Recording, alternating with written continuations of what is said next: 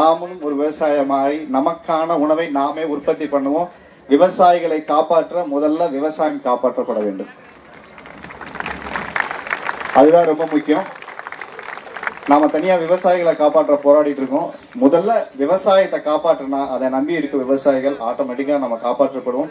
So நீங்களும் அதுல கலந்துக்கக்கூடிய ஒரு முக்கியமான நிகழ்வா இருக்கு. நீங்க அதான் சொன்ன வரலாற்றுல இடம் பிடிக்கிறதுக்கு வாழ்க்கையில எல்லாத்துக்குமே இடம் கிடைக்காது. இன்னைக்கு இங்க இருக்க ஒவ்வொருத்தருமே நம்ம இந்தியாவுடைய 130 கோடி பேரோட ஜனத்தொகையை ரெப்ரசன்ட் பண்ணி நீங்க நின்றுட்டு இருக்கீங்க. அதை நீங்க மறந்துடவே கூடாது. ஸோ சைனாவோட கின்னஸ் ரெக்கார்டை நம்ம வார்ல பிரேக் பண்றோமோ இல்லையோ, இங்க பிரேக் பண்றோம் ஃபர்ஸ்ட்.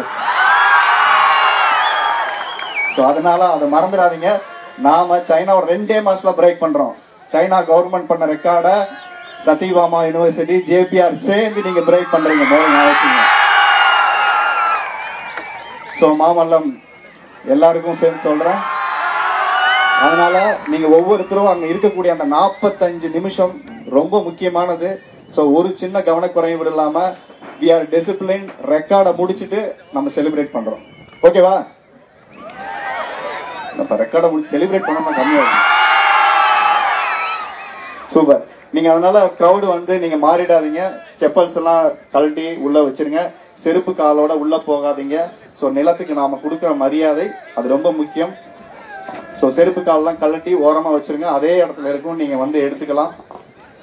தண்ணி தேவையான தண்ணி குடிச்சிருங்க. வாலண்டியர்ஸ் அங்க உள்ளார எல்லா ஸ்டூடெண்ட்ஸும் வந்துட்டாங்க. ஸோ எல்லாரையும் நீங்க அசம்பிள் பண்ணி 50-50 ரோ நிப்பாட்டிடுங்க. ரெடினா இங்க கால் கொடுத்துருவாங்க. Encourage your self. நீங்க வந்து உங்களை சேரப் பண்ணிக்கோங்க. வெளியில வந்து இந்த எக்ஸிட் கேட் வந்து வெளியில இங்க வர்ற வரைக்குமே நீங்க கரெக்டா ப்ரொசீஜரா டிசிப்ளினா வந்துட்டு அதுக்கப்புறம் ஆட்டம் பாட்டம் கொண்டாட்டம் எல்லாம் நம்ம செலிப்ரேஷன் பண்ணுவோம்.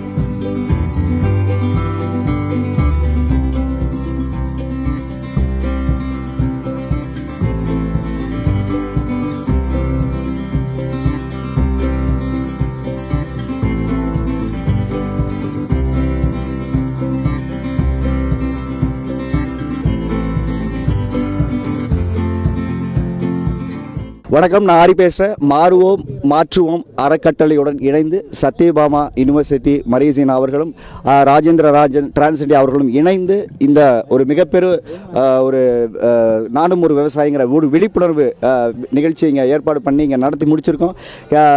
நமக்கு வந்து பார்த்திங்கன்னா இந்தியா புக் ஆஃப் ரெக்கார்டு வந்து நமக்கு டிக்ளேர் பண்ணி இன்றைக்கி கிடச்சிருச்சு. அதுபோக கின்னஸ் ரெக்கார்டுக்கும் நம்ம அட்டன் பண்ணி இன்றைக்கி அமுச்சிட்டோம். ஸோ வெகு விரைவில் கின்னஸ் ரெக்கார்டு கிடைக்குங்கிற எதிர்பார்ப்போடு இங்கே அனைவரும் காத்திருக்கோம். அதே நேரத்தில் இந்த நிகழ்வுக்கான காரணம் என்னன்னு பார்த்தீங்கன்னா, நமக்கான உணவு தேவையை நாமே உற்பத்தி பண்ணிக்கிற ஒரு கலாச்சாரத்துக்கு ஒரு முயற்சிக்கு நாம் மாறணும். ஏனால் நாம் காலையிலேருந்து நான் சாப்பிட்ற ஒவ்வொரு உணவுலையுமே வந்து பார்த்திங்கன்னா கலப்படம் இருக்குது, விஷத்தன்மை இருக்குது. மறைமுகமாக நாம் தெரிந்தோ தெரியாமலோ நாம் குழந்தைகளுக்கும் நமக்கும் ஒரு விஷத்தை உண்ணுகிற ஒரு வாழ்க்கை முறைக்கு மாறிட்டோம். உணவே மருந்தாக இருந்த நிலை மாறி விஷமே உணவாக மாறிவிட்டது. ஸோ மீண்டும் நாம் இயற்கை விவசாயத்துக்கு நாம் அனைவரையும் அழைத்து செல்லும் ஒரு முயற்சி தான் இது. ஸோ அந்த நாட்டு விதைகளை அதற்காக தான் நாங்கள் விதைச்சு இதை பண்ணியிருக்கோம். அதே மாதிரி பீட்டி கத்திரிக்காய் மரபணு மாற்றப்பட்ட விதைகளுக்கு நம் உடலுக்கு மிகப்பெரிய தீங்கு விளைவிக்கக்கூடிய மரபணு மாற்ற விதைகளுக்கு எதிராகவும் மக்கள்கிட்ட அந்த விழிப்புணர்வு ஏற்படுத்துகிற நிகழ்வாக பண்ணியிருக்கோம். அதனால தான் நாட்டு கத்திரிக்காயை நம்ம விதைச்சிருக்கோம். ஏன் கத்திரிக்காய் விதைக்கணும்னா, கத்திரிக்காய் மட்டும்தான் அதிக பூச்சி தாக்குதல் இருக்கும். இது உயிர் காக்கும் நம்ம கருவியாக வந்து இங்கே என்ன பண்ணுறோம் அப்படின்னா, இயற்கை முறையில் சார்ந்த விவசாயத்தை இங்கே ஊக்குவிச்சு இதை பண்ணுறோம். பீட்டி கத்திரிக்காய் பண்ணுறோம். கம்பு, கேழ்வரகு, இதுவும் நாட்டு கம்பு கேழ்வரகு நட்டு இந்த சாதனையை நிகழ்த்த நிகழ்த்தியிருக்கோம். இதில் பார்த்தீங்கன்னா 2683 பேருக்கு மேலே பங்கு எடுத்திருக்கிறாங்க. இது ரொம்ப மிகப்பெரிய நிலவு. சைனாவோட ரெக்கார்டை நாம் இன்னைக்கு பிரேக் பண்ணியிருக்கோம். சைனா வந்து 2017 பேரை வச்சு பண்ணியிருக்காங்க. நாம் 2600 பேருக்கு மேலே வச்சு இந்த சாதனையை நம்ம நிகழ்த்தியிருக்கோம். இது நம்ம மொத்த தமிழர்களுக்கும் நம்ம பெருமை, இந்தியாவுக்கும் பெருமை சேர்த்திருக்கிறது நம் தமிழகம். ஸோ இந்த ஒரு முயற்சிக்கு ஒத்துழைப்பு கொடுத்த அனைவருக்கும் நன்றி. அனைத்து சப்போர்ட்டர்ஸ்க்கும் நான் நன்றி பண்ணுறேன். மெயினாக வாலண்டியர்ஸ் அண்ட் ஸ்டூடெண்ட்ஸ். ஏன்னா இன்றைக்கி காலையிலேருந்து நீங்கள் எல்லாருமே ப்ரெஸ் எல்லாருமே பசி பட்னியோடு இங்கே இருந்து இதை பண்ணி கொடுத்துருக்காங்க. அவங்க எல்லாருக்குமே நான் ரொம்ப நன்றி பண்ணுறேன். நன்றி சார். பண்ணியிருக்கீங்க. இது வந்து பார்த்தீங்கன்னா 3 ஏக்கருக்கு மேலே இது பரப்பளவில் தான் இப்போ நம்ம வந்து இந்த நாற்றுகளை வளர்த்து நட்டுருக்கோம். வந்து நம்ம இப்போ அரசாங்கத்துக்கு என்ன கோரிக்கை சார்? இது வந்து பார்த்திங்கன்னா நாம் வந்து விவசாய கல்வி முறையை நாம் மீண்டும் நம்ம குழந்தைகளுக்கு நம்ம வந்து எடுத்துகிட்டு போகணுங்கிறதான். ஏன்னா வாழ்க்கை முறை சார்ந்த கல்வியை மட்டுமே படித்து நம்ம போனதுனால விவசாயம் சார்ந்த கல்வி முறைகளை நம்ம தொலைச்சிட்டோம்.